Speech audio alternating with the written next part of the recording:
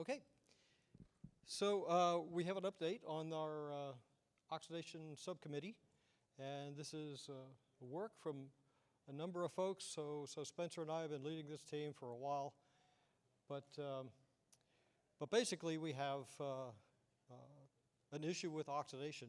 The question is, how long are the fluids going to last before they need to be changed, and how do you monitor that? So there's a lot of examples of how we monitor oxidation from the lubrication industry.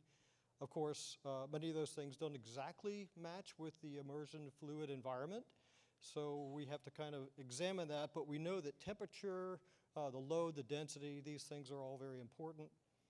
And we have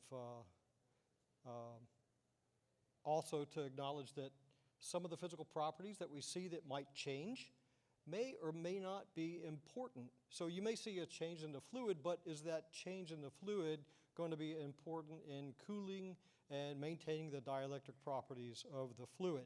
So bottom line is, which oxidation test is most applicable to immersion cooling, and what fluid parameters do we need to monitor as these fluids age? So what is oxidation? Of course, oxidation is the reason why people change, or why you change your engine oil in your vehicle. And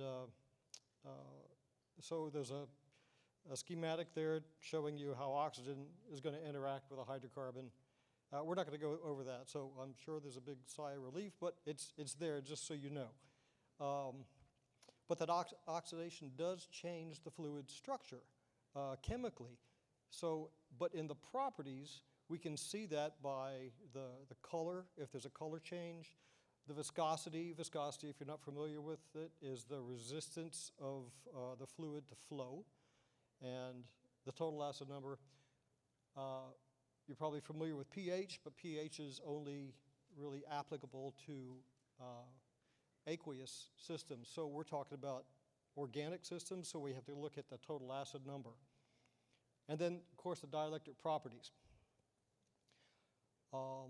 I have a picture there, courtesy of Spencer. He took it in his lab, where there's 3 different fluids.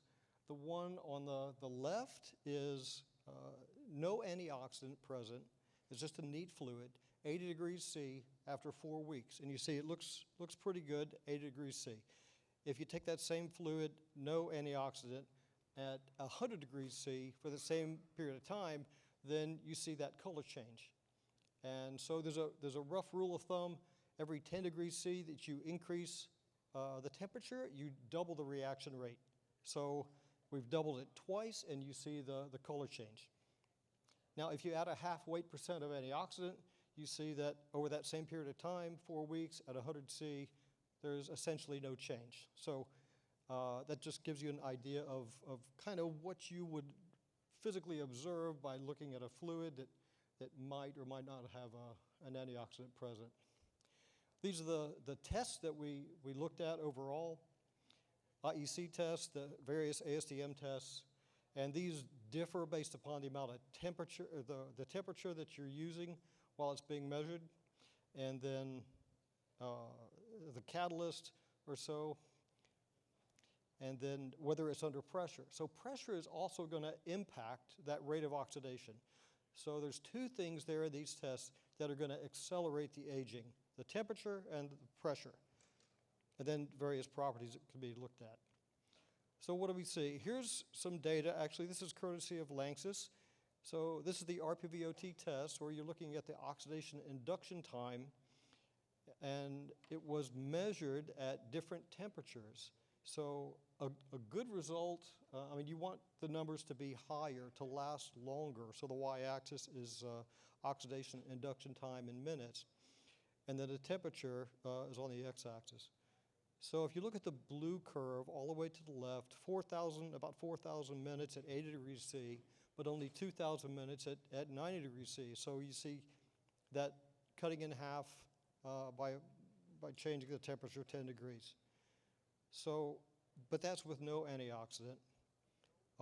If you add some antioxidants and you have very different amounts or different physical properties, the antioxidant is a phenolic or a aminic, or some people use a combination of both, you can get different results.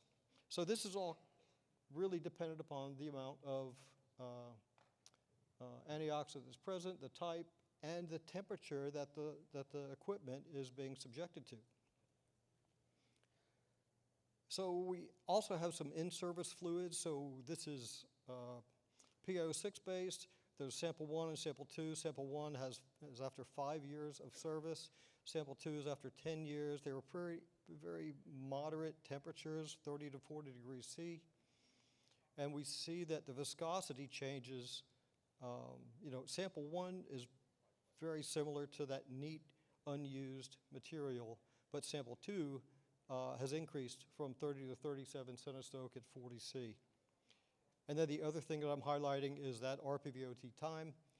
It's gone from about 5,800 minutes for the neat virgin fluid to the 5-year fluid, in-service fluid, and then it's decreased to about 3,500 minutes in the RPVOT time.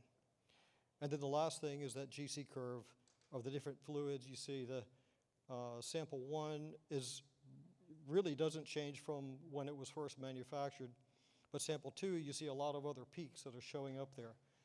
If nothing had changed, both these peaks, both these chromatograms, sample 1 and sample 2 would be identical.